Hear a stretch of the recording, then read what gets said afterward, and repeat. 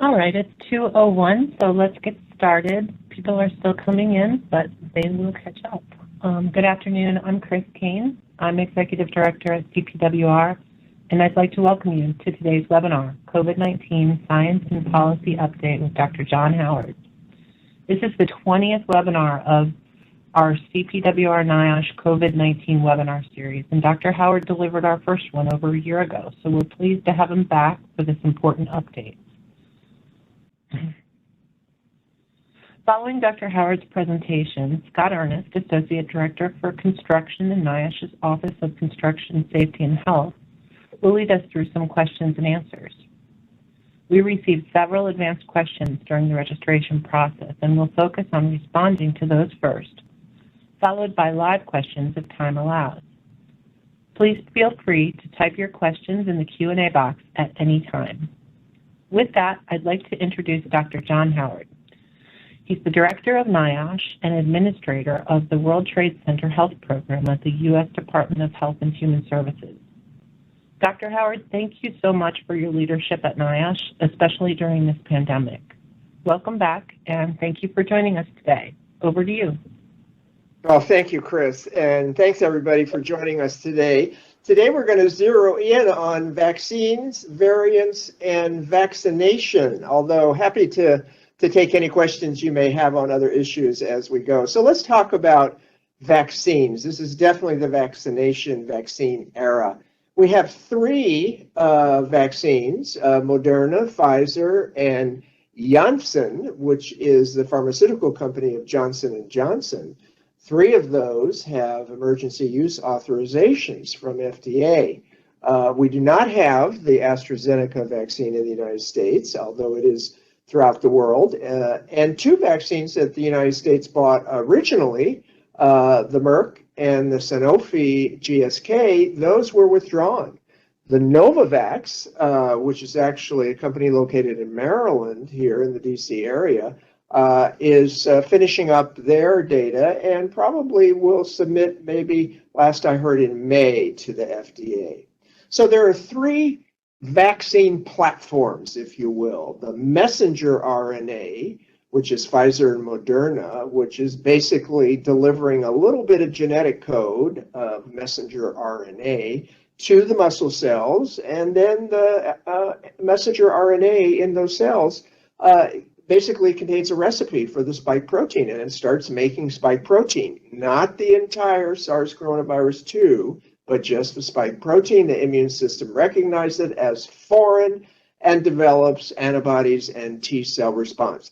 However, as a lot of folks believe, it will not change your DNA. The second vaccine platform, which is a viral vector, usually an adenovirus, either from a simian origin or a human origin, it's engineered to carry out a little bit of DNA for the spike protein, does the same thing as the messenger RNA, develops the spike proteins, the rest of the process is the same, and it will not change your DNA. Novavax is an example of a protein subunit vaccine. This is quite an older platform. Now, when we look then at where we are in terms of viral vector vaccines, let's talk about that a moment, because those are the ones that seemingly are having trouble. AstraZeneca, when you look at this map, the darker colored countries, that's the countries that use AstraZeneca, although Europe is, I think, moving away from AstraZeneca towards Pfizer. But you can see that many countries throughout the world rely on AstraZeneca, a very important virus, globally speaking. So what happened is AstraZeneca's had some hiccups as it's gone through development. In the summer, we had one case of transverse myelitis, ultimately determined not to be related to the vaccine. Then in March of this year, we had some data concerns, which NIH raised, and AstraZeneca worked on those. And then recently, reports from Germany and Austria and Norway of a rare blood clotting disorder. The European Union's FDA, if you will, said a warning should be added to the AstraZeneca vaccine, and indeed it was, but they left the AstraZeneca vaccine in use.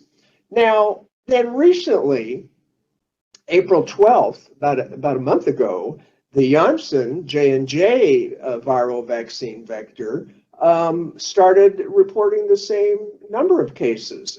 About 15 cases were reported of a clotting disorder in a very strange place. Usually people get clots in their legs. They may travel to the lungs, but this one is in the back of the brain that drains the blood from the brain. So it's an odd location and very rare. And it seems that among premenopausal women, although there was one male case at the beginning, but most of these cases have been amongst women. And so what happened is a pause was recommended, as many of you know. And recently on the 23rd of April, the Immunization Practices Committee at CDC recommend to resume use of the Janssen vaccine and said that a warning should be added to the vaccine. So now there is a warning on the Janssen vaccine. And certainly if you're male and if you're a female above menopausal age, the risk probably is very, very small. So that's the warning that was recently added to the Janssen vaccine. Now, Pfizer and Moderna go merrily along. There haven't been any reported issues like clotting issues. In fact, any issues at all. And as you heard just yesterday, the CDC committee, after FDA approved Pfizer for adolescents 12 to 15, so did the CDC committee. And today, you can take your 12-year-old in and get a Pfizer vaccine. Pfizer has started a study of children 6 months of age to 11 years, and that has just begun. And then probably, as we're going to discuss a little later on, Pfizer has also, and Moderna, started preparing to seek what's called a biologics license for their vaccines. Not an EUA, not an emergency use, but an actual fully licensed vaccine. And this changes the complexion of a lot of things, and we'll talk about that as we talk about mandatory vaccination. But clearly for schools, for employers in the military, that's going to change the game a bit here. So the big question is, okay, great. We got these vaccines. They worked really well in phase 3 trials, which is kind of a gigantic experiment with 40,000 people for Pfizer and Moderna and Janssen. But did they work in the real world? And as you can see here from the phase 3 trials, for all of these vaccines, in terms of the most severe outcome, hospitalization and death, they all are 100% effective in phase 3. And they are largely the same in severe disease that you would have a pneumonia, for instance, or other bodily manifestations. They vary a bit in terms of their protection from mild disease or just getting asymptomatic infection. You can see their percentages are a little different here. You can't compare these in this table because these are not head-to-head trials. But I just sort of put this table together to make sure you know that these vaccines are really, really efficacious, but they're not infallible. They're not 100%, as you see here for mild disease.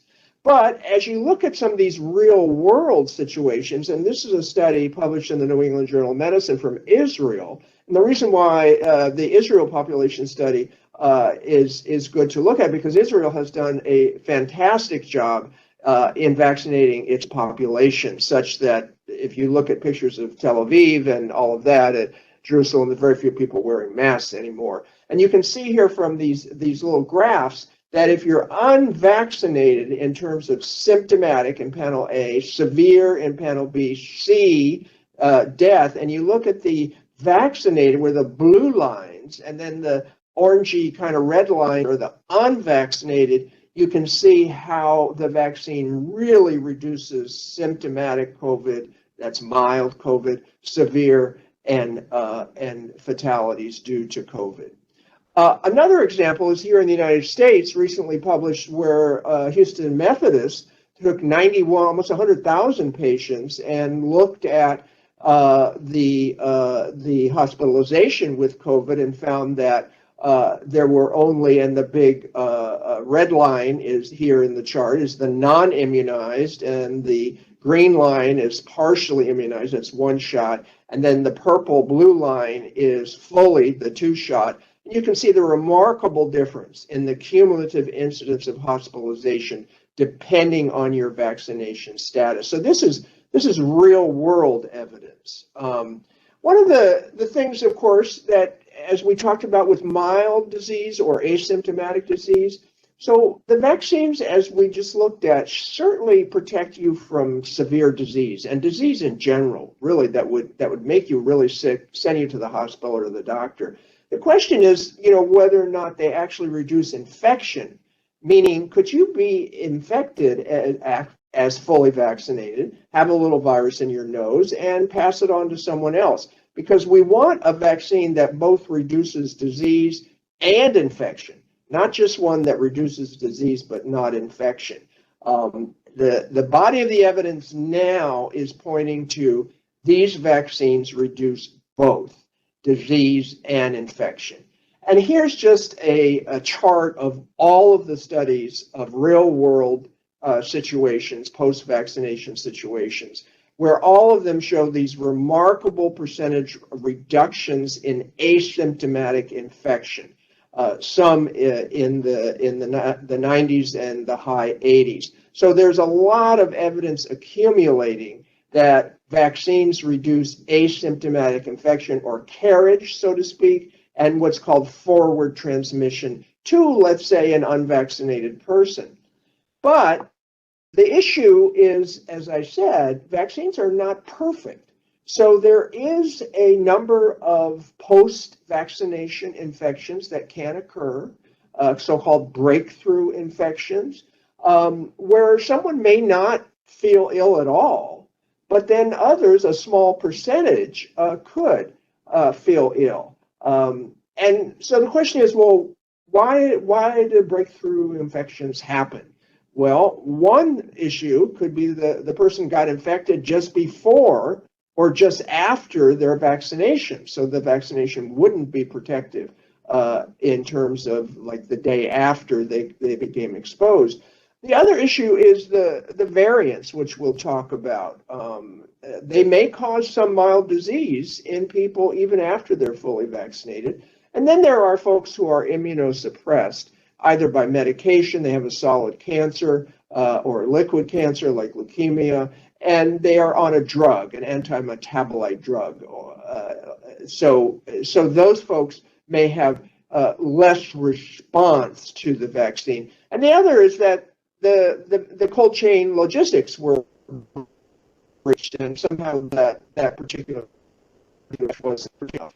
When we look at the latest data, and I have all the URLs there if you want to look into it, about 10,000 breakthrough infections at CDC is falling. Only 1% have resulted in fatalities, and usually those folks, as you see here, are older, and they have other concurrent medical conditions like immunosuppression and other conditions. So it does raise the issue of, people ask, well, are we ever going to actually have to have a booster?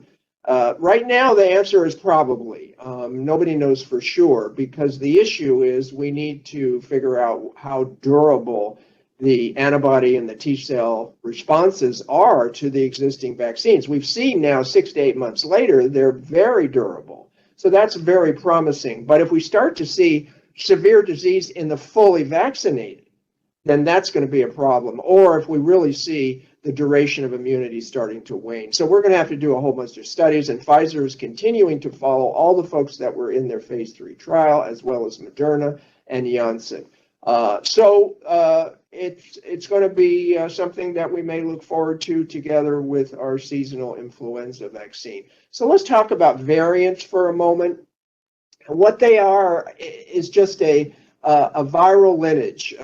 These viruses, like SARS coronavirus 2, constantly replicating making mistakes, and all of a sudden one of those mistakes actually makes the viral variant more fit, makes it more transmissible.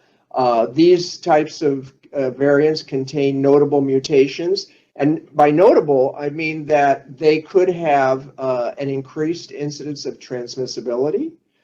They could cause more severe disease, or they could evade vaccine efficacy. The solution, obviously, is to get to community immunity levels of 75 to 85%, so the viral variants really don't have a chance to jump from person to person. This is sort of a complicated area, but CDC divides the variants into variants of interest, the two in New York and one in Brazil, and then variants of concern. The one originally described in the United Kingdom, another one from Japan and Brazil, the South African one, and then two from California. The third category are variants of high consequence. Fortunately, we don't have any of those. If you look at this little cartoon of the spike protein, you can see that way up at the top, there's letters RBD. That is the receptor binding domain. That's the part of the spike protein that hooks onto your receptors on your cells. And those mutations that are numbered there, which refer to amino acid changes, that causes the RBD area to attach to your receptor on your cells more strongly. So that's what we don't want to see. This is just a chart of, if you look at the sort of the orangey, dark orange and then the light orange, you can see B117 there. That's the UK variant. And you can see down at the bottom at these columns, it goes from January 30th to the 24th of April. Look at within 90 days, look at the percentage where B117 has basically taken over and has increased from practically nothing to 66% of the variants that are circulating. This you prove by sequencing viral samples. So these variants that are fitter become predominant, and this is what is being traced every day in the United States. One variant, which many of you may have heard about, which is started circulating in India a while back, is the B167, and it was actually detected in San Francisco. It's been detected in several states now, Michigan and other states. Has two notable mutations that give it more fitness. And we're beginning to follow this. It's in a very low percentage in the United States. Some folks are thinking that it is responsible for a lot of the India issue because it is more transmissible than some of the other variants. The question, everybody has is, okay, fine, you told me about all these variants, but will my vaccine work against the variant? The short answer is yes. The complete answer takes you into a rabbit hole of virology I don't want to take you into. But, what happens is some variants will cause more breakthrough infections than other variants. But all the existing vaccines have been shown to protect people against serious disease and death. And we have two major studies, again, an Israeli study and other from Qatar, which of course is a small country and they've pretty much vaccinated everybody, showing that the B1351, which is the South African variant, which is probably the most dangerous one so far, but clearly the variants and their effects on our vaccines will shape the future of our pandemic probably for years to come. So let's talk about vaccination. We don't have a lot of time to go through all these phases of vaccination, but we can touch on a few. First of all, you all can go to the CDC COVID data tracker every day and look at the same thing that I'm showing you here, which is the COVID-19 vaccinations in the United States. And you can see here for the percent of population greater than 18 years of age, which is the fourth row down there in the second column, we have 58.7% of Americans as of yesterday, greater than 18 years of age, have at least had one dose. And about 45% are fully vaccinated. Clearly, we want to get that higher. When you look at the folks who are above 65, you have a much higher percentage. But then when you look at the 1-dose and the 2-dose vaccine people as of yesterday, I wanted to point out, when we look at the 18 to 64-year-old category, that's the working age population in the United States by definition. And you can see here as we go from the 75 to the 65 to the below 64, we get down into the 18 to 29, we have less folks fully vaccinated. So we want to get that 29 to 39% up in the 50s, 60s, and 70s so that we can protect workers in the workplace. This is just a map of the United States. The darker color is the higher proportion of fully vaccinated, doses administered per 100,000 population. So you want to be in a state that's dark. I'm a little concerned when you look down towards the southeast and you see Arkansas and Louisiana and Mississippi, Alabama, Tennessee, we see lighter colors, and that's where we're having to do a lot more work on vaccination hesitancy in those areas. And you can see here that we sort of peaked in terms of vaccinations per day a while back, and we've been going downhill, which may be why the governor of Ohio started his lottery issue the other day.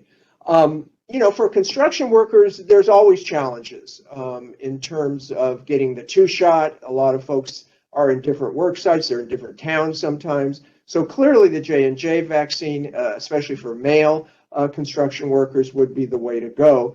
Working at large construction sites with local health departments, and then, as we encourage employers to offer sick leave options, paid sick leave for employees to get vaccinated and to recover if they develop a response to the vaccine.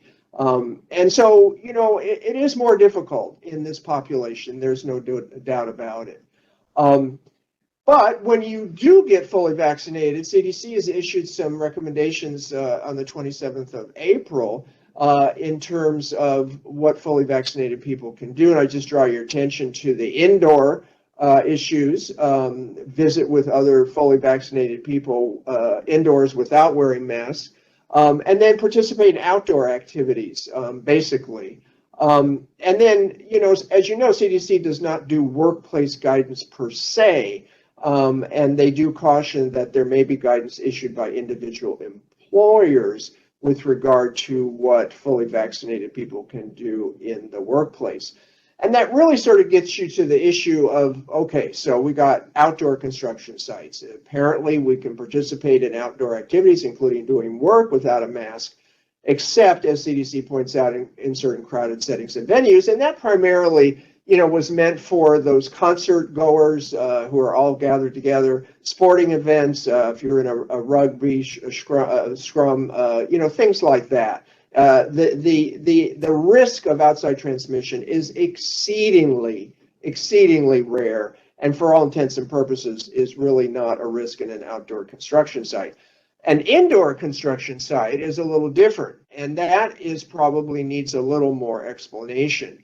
One sort of hint where CDC may be going is in an updated healthcare infection prevention and control recommendations, also issued on the 27th of April. And in there, they talk about fully vaccinated healthcare personnel. If they're gathered together like in a break room or they're having an in-person meeting, then they can go without source control or physical distancing. But if an unvaccinated healthcare personnel are present, then everyone should wear a mask. So I think this is the direction that we're going to be going in. As you know, CDC is getting a lot of criticism for dragging its feet or not going fast enough with the indoor environment. So I think that's probably the direction that we're going to be going in. So let's talk about some of the legal and policy issues here so we can have time for lots of questions. Vaccine laws are state or federal, and I think the basic thing to remember in terms of federal law in general applying to state law is a case in 1905, where an individual objected to getting vaccinated. Massachusetts had a mandatory vaccination law. Supreme Court upheld the authority of states to enforce compulsory vaccination laws, basically drawing a line between individual liberty, saying it was not absolute and was subject to the police power of the state. A number of other federal laws are operative here. Immigration and Nationality Act, in terms of some of the issues relative to sale orders that CDC does, the Food, Drug, and Cosmetic Act, the ADA, Title VII of the Civil Rights Act, GINA. They all are important in this area. When we look at state vaccination laws, I think these are the ones we're most familiar with. You know, you have to get your child vaccinated or they can't come into school, and certain colleges and universities and healthcare facilities, healthcare workers often. But there are no state vaccination laws related to COVID-19. Now, one could argue that the reason there aren't yet is because the vaccine is emergency use. It is not a licensed biologic, as it were. It's not been approved by FDA as a licensed biologic. But when it happens, this little wheel here on the right-hand side are all the exemptions that the states have provided for people.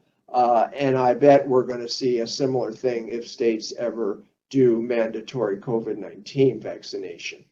When we look to guidance from the Equal Employment Opportunity Commission, they have guidance which they published in December 16, 2020. They're revising that, and actually I reviewed a copy of it. I would imagine they're coming out soon since they gave us about 12 hours to look at it.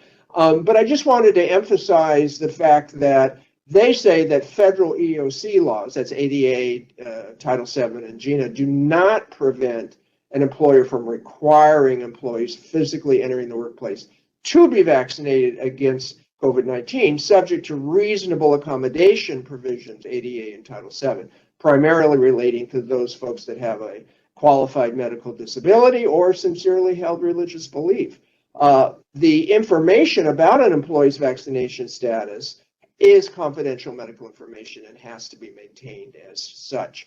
Requiring an employee to show proof of a vaccine is not a disability-related inquiry, but that's as far as you can go. Asking them why, that for instance, they've not been vaccinated, that could elicit information about a disability. And then the employer has to really justify that as job-related and consistent with business necessity, which is the formula that EEOC uses.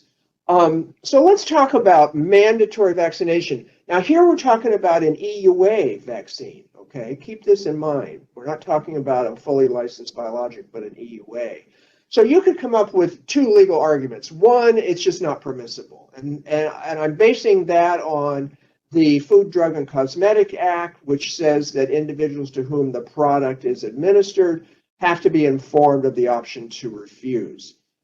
Clearly, the other argument is not a legal argument, but it's a policy argument saying, well, the standards of review for an emergency use vaccine are lower than for a licensed biologic. So those would probably be the arguments that you would take to court saying it's not permissible. Now, employers who are doing mandatory vaccine and they get sued, they may say, well, I have a legal argument. I've read that Food, Drug, and Cosmetic Act EUA provision, but they're not directed at me. It actually mentions the HHS secretary. I don't see any evidence that the Food, Drug, and Cosmetic Act is intended to abridge my authority to establish conditions of employment or mitigate my obligation to provide for the safety and health of my workers. So those would probably be the basic pro and con arguments there for a mandatory vaccination defense for an EUA. And there's actually some lawsuits now. California has one where LA Unified has required mandatory vaccination, and that's in federal district court in Southern California. In New Mexico, there's another case where a corrections officer is suing a county in New Mexico for the requirement that that first responders and other employees of the county be vaccinated. Clearly, the federal law is still there, but it probably does not apply to an EUA.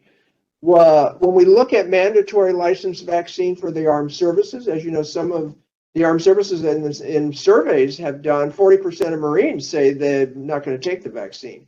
The president opined recently that he hasn't ruled out requiring all U.S. troops to get the COVID-19 vaccine after it's fully licensed. So we remain to see how that works out. For us at CDC, and the dominant federal policy clearly is to encourage employees to get vaccinated. That's what we want. We have lots of material on the website that you can go to download, a whole bunch of toolkits and posters, etc. The question is, well, how much encouragement can you give employees to get vaccinated?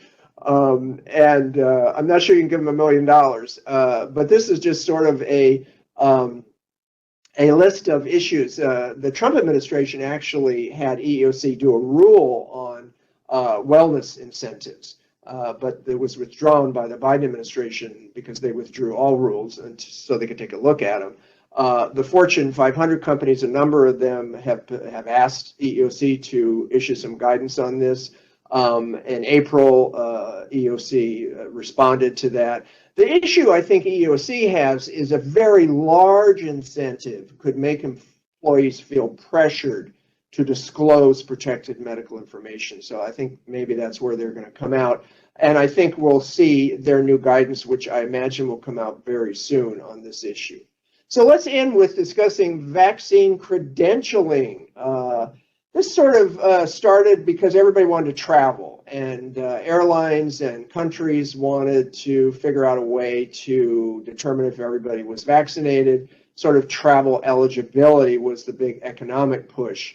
And clearly there's a public health issue. Obviously, we want people to gather together, return to some kind of normalcy. We've got an airborne transmissible virus on our hands, so it would be good to know who's susceptible and who's not. There are health concerns. Clearly, we don't yet know the duration of immunity, so if you have a passport, a credential, you know, we're going to put an expiration date on it. There are ethical issues relating to folks who are fortunate enough to have gained access to the vaccine. And then there are operational issues, some of which are related to fraud and counterfeiting. Some pharmacists were arrested recently for handing these CDC vaccination cards out to people that were not vaccinated. The FBI has issued a warning on this issue because you can find these things on Facebook and Twitter and Etsy and Spotify and all that. Right now, it's becoming a political issue. Of course, this is America, right? There are 18 states that have initiated legislation or executive orders banning or severely restricting the use of passports prohibiting discrimination. That's primarily, you know, for their state agencies. Florida went further and prohibited private businesses from asking whether customers have been vaccinated. And this is a bit of a fight now because the CDC sale order for cruise ships have basically said, yeah, if all the workers are vaccinated and your passengers are vaccinated, then you can sail. And the governor of Florida has taken some exceptions. There's a big battle going on between the cruise lines and the governor of Florida with CDC involved. There are some states that are very pro. Hawaii has already started a credentialing program. Illinois, New York, through IBM has started. Nevada. You know, in terms of sort of the customers as opposed to the workers, it's akin to, you know, no shirt, no service kind of thing. Private businesses have a lot of leeway in terms of who they can refuse service to, as long as they don't violate any of the Civil Rights Act or other applicable state laws. Universities are really getting into this. Rutgers was the first, but now you have huge systems like the University of California, Cal State, et cetera, because, you know, largely college campus kids on the college campus unvaccinated would be going into the community and causing community outbreaks. So we're seeing that in all universities this fall. And I think that once the vaccine's licensed, I think the game is over there. I'll end with some resources for you that you can look at these URLs and go to the data tracker every day and see where we're going, what direction. So I think that's it. So I'm going to start my video there, Chris, and I think Scott is going to be our Q&A person. Sure. Thank you, Dr. Howard. Appreciate that great update on the vaccines and vaccination and the variants. Got a number of questions here we wanted to go through. I also did want to mention that the CDC did come out with some changes during the webinar, actually, related to face masks and vaccination. So I just wanted to mention that. But the first question is, with the new CDC guidance for people that are fully vaccinated, do you still recommend social distancing and wearing a face mask? And then sort of related to that, what about the job task that does not allow for social distancing? Yeah, I think that's hard. Let's take the fully vaccinated. As we pointed out, and I don't know what the guidance that you just referred to is. Is that indoor or outdoor? Is that indoor fully vaccinated? They just changed the policy as of when we were starting at 2 o'clock for both indoor and outdoor. If you're fully vaccinated, you do not have to wear a mask. Yeah. Okay, so that makes some sense because as we've been discussing with OSHA, if you've got a workplace in which everybody is fully vaccinated, well, what is the risk there? The risk is very, very, very low. And it also raises the point, what's the point of getting vaccinated with these wonderful vaccines? So I think we're starting to see CDC obviously move fast, faster than I prepared my slides this morning. So that's good to know. I think we're going to see more of that in indoors. Now, the problem is, if you have one unvaccinated individual and one of those fully vaccinated people just happens to be carrying a little virus, asymptomatic, but breakthrough things do happen, then that unvaccinated person is at some risk. Clearly, if you have 2 or more unvaccinated people, you don't even have to worry about the risk from the fully vaccinated. Those unvaccinated people could be asymptomatically infected and infectious, and they could infect other unvaccinated people. So you see that the pendulum, I think, is swinging towards the fully vaccinated in the workplace. Now, clearly, if you have an outdoor construction site, we've been discussing this out for 15 months. You've got a lot of ventilation, not a problem. However, if you're all sitting together, eating your lunch together, and you're gathering at a toolbox meeting all together, and not everybody is fully vaccinated, then you have some risk. If you're doing a task, as I learned during an Ironworker International webinar, you have to be close together with the other person. And again, if you don't have a fully vaccinated workforce, you potentially have some residual risk there. So I think it sounds complicated, but I think being fully vaccinated is our ticket back to I would say normal, but I just sort of call it Corona normal because this virus isn't going away soon. We just have to be able to learn how to live with it. Okay, great. Thank you, Dr. Howard. Another question that we had received through the registration has to do with says that apprenticeships with unique blends of classroom and hands-on, are there any models for guidance on how to combine the two safely in terms of training issues? Yeah, that's a great question. And I think that, one of the things that Mary Barra, the CEO of GM, said a couple weeks ago is that she's converting all of her manufacturing training to virtual, to actually take people out of those situations in which they're in a training classroom. Now, of course, you can have a training classroom in which you're like school children now that are more than 6 feet away, et cetera. Again, the issue of who's vaccinated and who's not is helpful. And, my view is employers have to take the employee at their word in terms of vaccination. So I think those are some of the ideas I've heard about, doing that kind of field and classroom type of training. I think if you can eliminate the classroom training and do that virtually, then, you've solved that problem. Okay, thank you, Dr. Howard. There was another question about masks and vaccinations. We kind of address that. Let's go to the next one here, which is through the registration. What is the recommendation to employers about temperature screening in offices? Is this something that should continue, or is there Is there a reason to discontinue it at this point? Yeah, I think that's an early recommendation.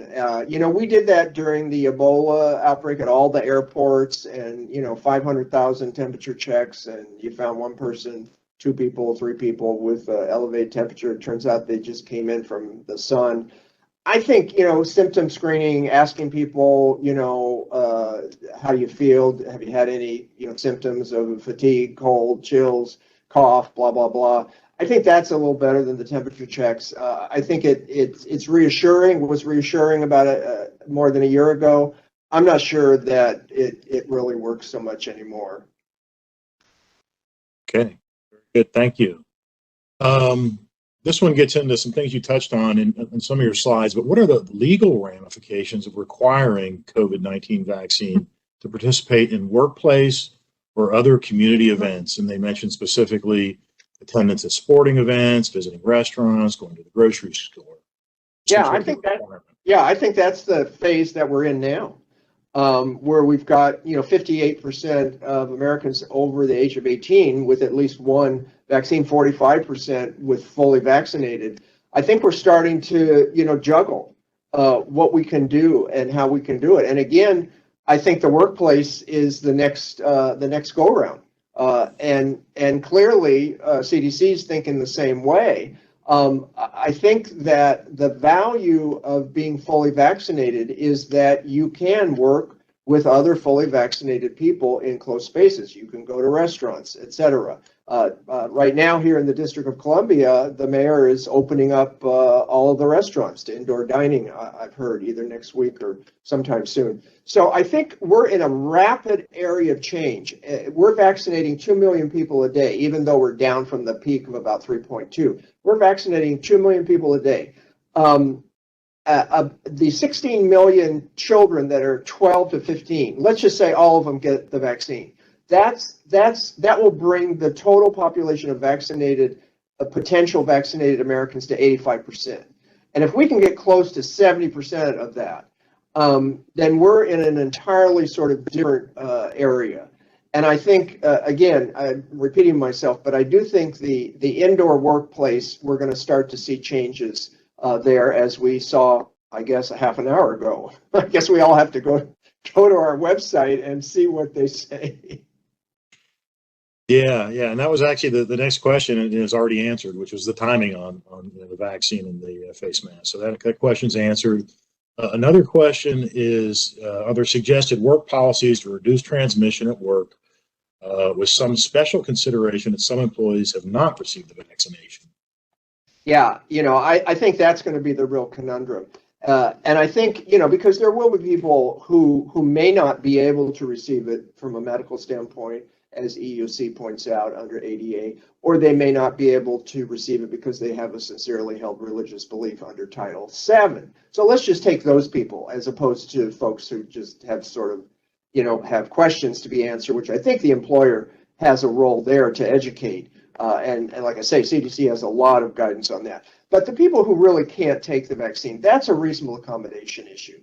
And if employers don't know how to do reasonable accommodation, if they can't have that person telework and they can't give them another job, they can't reassign them, that's really where I think employers have to start thinking about, what can I do when I have one of those unvaccinated people in my workplace?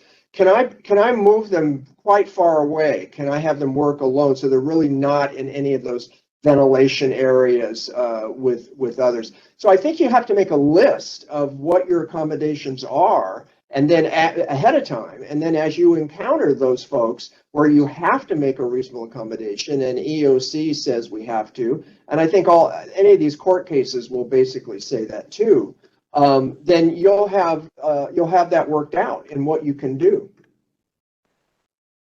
Okay, great. Thank you very much for that. Another question has to do with concerns that this person's hearing from their employees about getting vaccinated. It says our biggest obstacle with staff is believing that the vaccination will change their DNA, or that it hasn't been approved by the FDA. What should we say to our employees to help, alleviate some of these concerns that we're hearing, or reasons why people are resistant to getting vaccinated?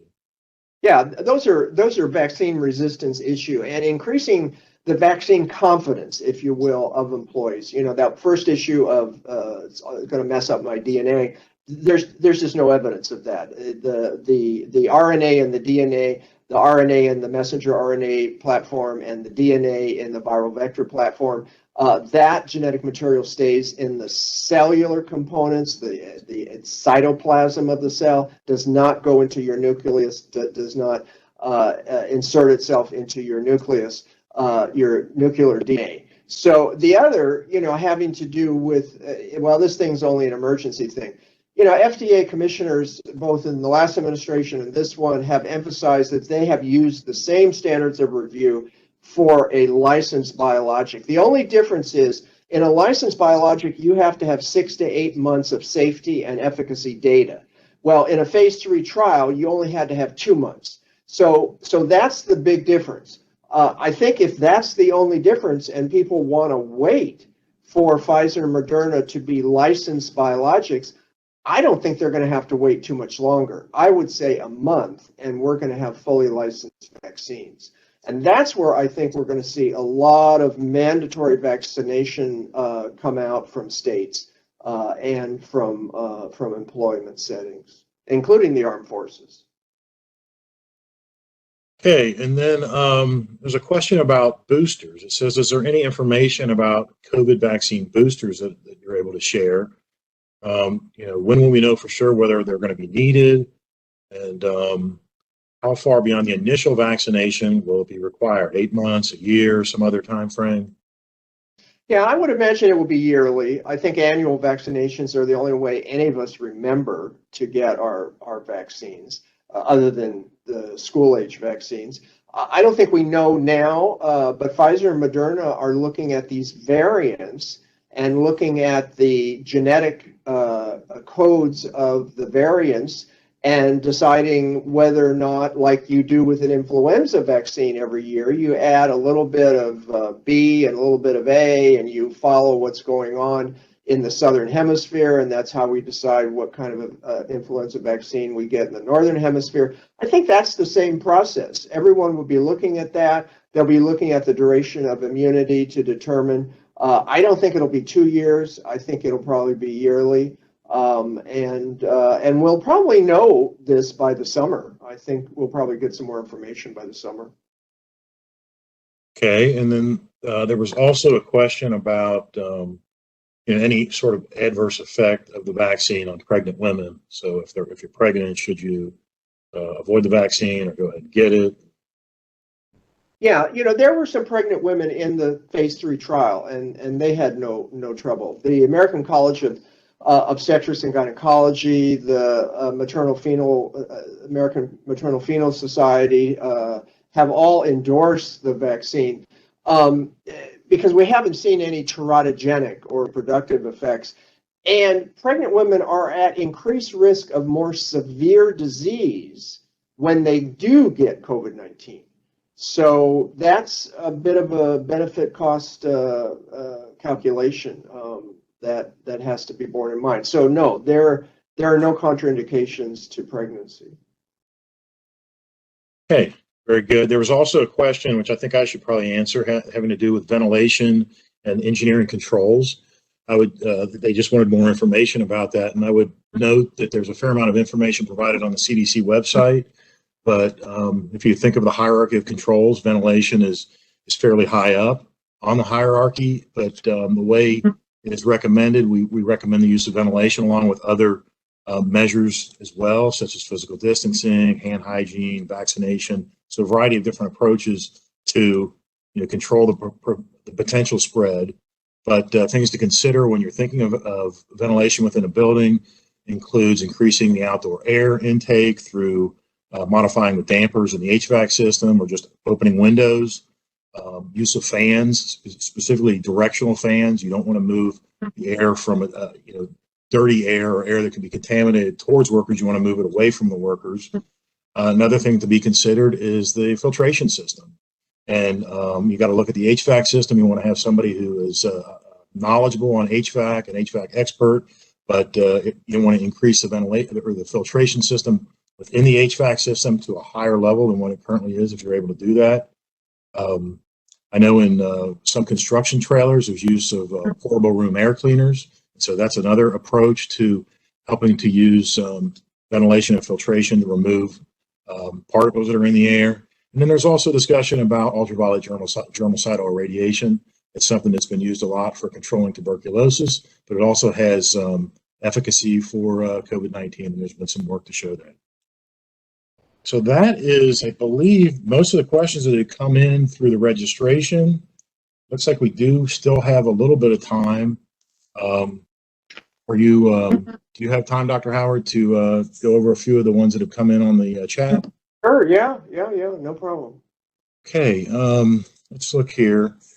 One of the questions that came in on the chat has to do with, from a sort of a medical perspective, what's the difference between in terms of immunity from somebody who's been vaccinated versus somebody who has actually had COVID-19? They got it naturally, got sick, and then recovered. Well, a very interesting question. Both the natural infection and the vaccinated result in some degree of immunity. What we're concerned about, the recommendation, of course, is for folks who have had COVID-19 to be vaccinated. The concern there is if you have a fairly mild case of COVID-19, you may not have a fairly strong immune response, not as strong as that which you could get through the vaccine. Now, for folks that have had natural infection, and they get vaccinated, they have a really much stronger antibody level response, sometimes 10 times as strong, because their body is seeing that spike protein again, and they are already primed from their natural infection. So they get a real boost there. So the bottom line is that folks who have had natural COVID infection should take the vaccine. They get a very good response from that vaccination. So especially, as I say, for folks that have had mild COVID, they may not have as much vaccination immune response from their natural infection as they would get from the vaccination. Okay, thank you. Just trying to look through some of these other questions that have come in. There's quite a few of them.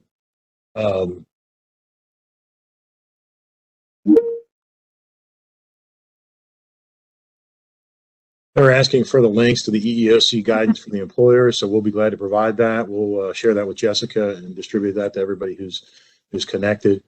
I think actually some of it has been put into the chat already.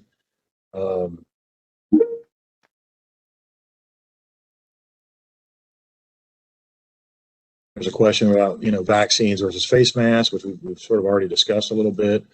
The effect of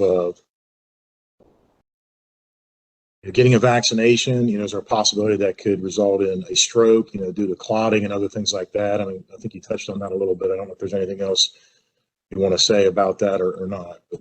Yeah, if you're looking at the J&J vaccine, you want to read the FDA warning label, and that clearly risk for premenopausal women.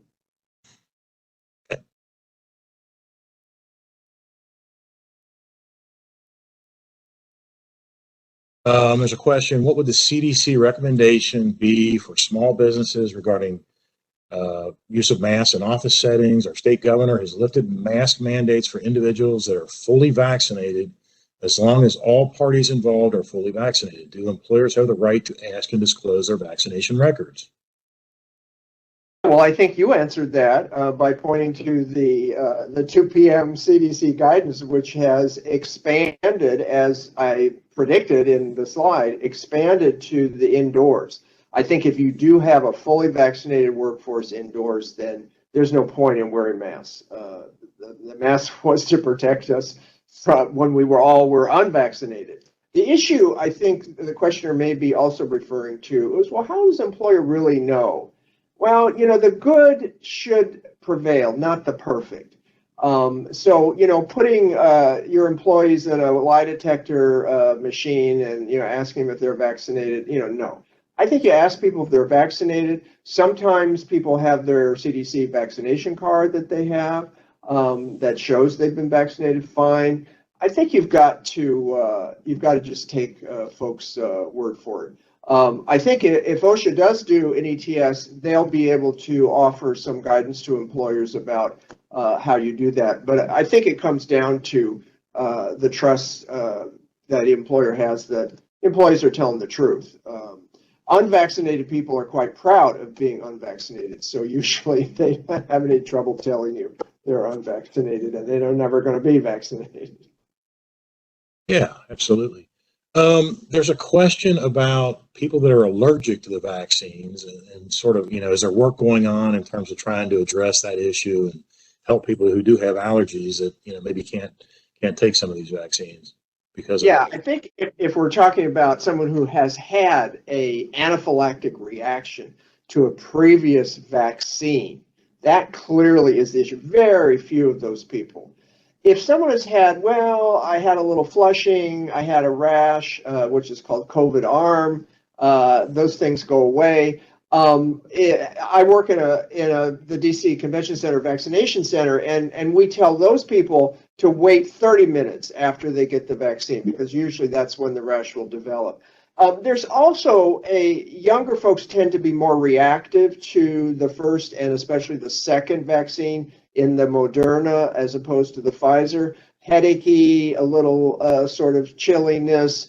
They just don't feel right. They may get a little fever. Usually within 24 hours, all of that is gone. That's not an allergy. That's just a reactive to the vaccine.